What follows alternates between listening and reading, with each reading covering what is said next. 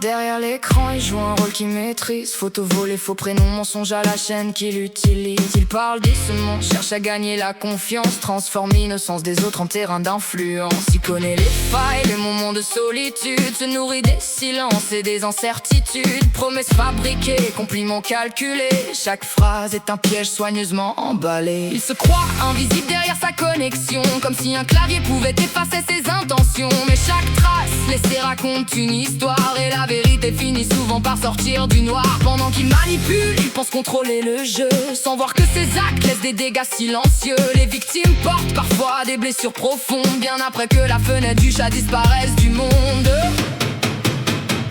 Derrière l'écran, y a pas toujours celui qu'on croit. Certains cachent leur visage mais pas ceux qu'ils sont au fond d'eux. Derrière l'écran, les masques tombent tôt ou tard. La vérité traverse les murs, les profils et le brouillard. Derrière l'écran, faut apprendre à reconnaître les signes qui révèlent ce qu'ils essayent de faire disparaître. Parce qu'aucun pseudo, aucun filtre, aucun décor ne peut cacher éternellement la réalité de leur tort.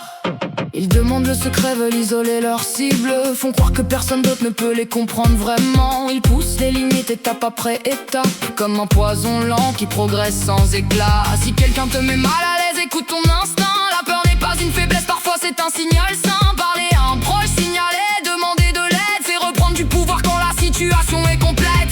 Les réseaux rapprochent mais ouvrent aussi des portes que certains utilisent pour des intentions tordues et mortes. Alors restons vigilants sans vivre dans la peur. La prudence protège mieux que les discours trompeurs. Ils comptent sur le silence et sur l'isolement, mais la lumière avance quand les gens parlent franchement. Chaque signalement peut empêcher d'autres dégâts. Chaque parole entendue peut changer un combat.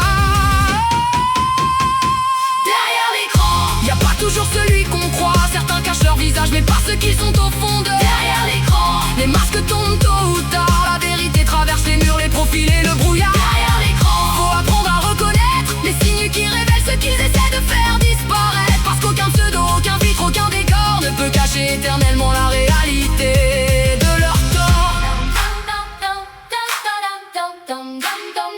Un jour les comptes tombent, les preuves parlent d'elles-mêmes. Les captures, les messages, les dossiers qu'on rassemble. Ceux qui pensaient agir à l'abri des regards découvrent que le numérique garde souvent la mémoire.